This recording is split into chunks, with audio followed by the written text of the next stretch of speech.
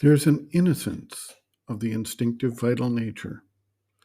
It acts according to its impulses, habits, instincts, without interference of any mental considerations, whether termed self dealing, planning, calculation, conscience, or ethical and moral constraints. The famous example is that the tiger kills its prey out of its instinctive need to satisfy its hunger and its nature as a predatory animal. It does not kill for fun or for recognition or for some sense of superiority, all of which are motives that arise within the context of human action. The child shares this innocence as it does not have the mental structure in place. It has not yet been trained, educated, acculturated, or indoctrinated in ways that would skew the natural response. As the child grows, he is subjected to peer pressure, family pressure, school and social pressure, and he begins to form a response to circumstances and events that take on a measure of calculated intention or some kind of vital rebellion if the mental development is not yet fully in place.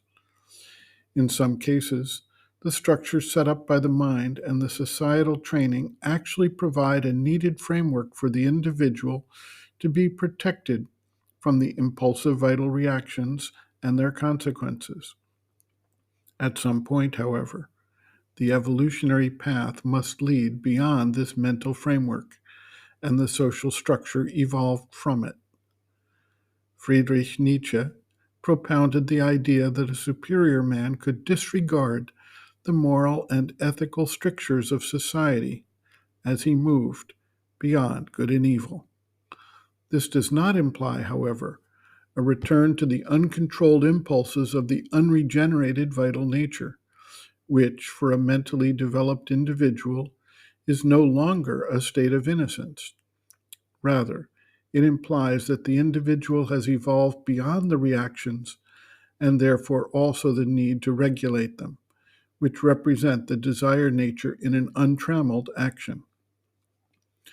We see in the biblical book of Genesis the story of Adam and Eve living in a state of purity and innocence until such time as they eat the fruit of the tree that gives them the knowledge of good and evil.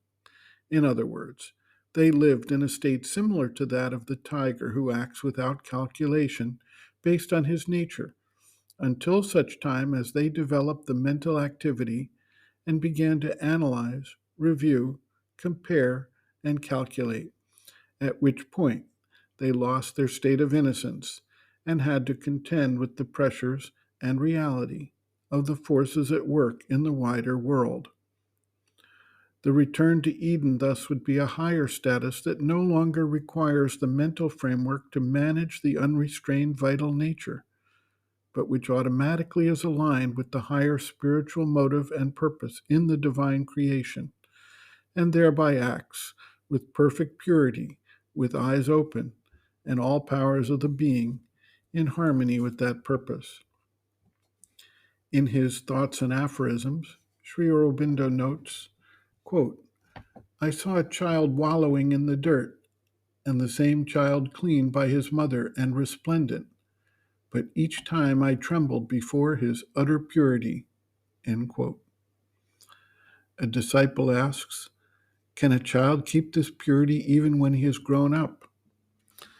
The mother responds, quote, in theory, it is not impossible, and some people born away from cities, civilizations, and cultures may maintain throughout the life of their earthly body this spontaneous purity, a purity of the soul that is not obscured by the mind's working. For the purity of which Sri Aurobindo speaks here is the purity of instinct, that obeys nature's impulses spontaneously, never calculating, never questioning, never asking whether it is good or bad, whether what one does is right or wrong, whether it is a virtue or a sin, whether the outcome will be favorable or unfavorable. All these notions come into play when the mental ego makes its appearance and begins to take a dominant position in the consciousness, and to veil the spontaneity of the soul. In modern civilized life, parents and teachers, by their practical and rational good advice, lose no time in covering up this spontaneity which they call unconsciousness, and substituting for it a very small, very narrow, limited mental ego, withdrawn into itself, crammed with notions of misbehavior and sin and punishment, or of personal interest, calculation, and profit, all of which has the inevitable result of increasing vital desires through repression, fear, or self-justification.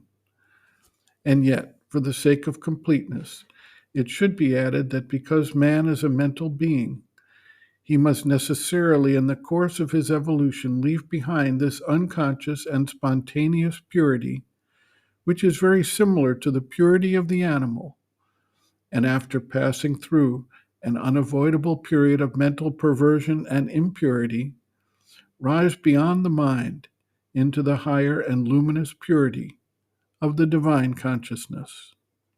End quote. Reference: Sri Aurobindo and the Mother, Our Many Selves, Practical Yogic Psychology, Chapter 6, Some Answers and Explanations, pages 194 to 195.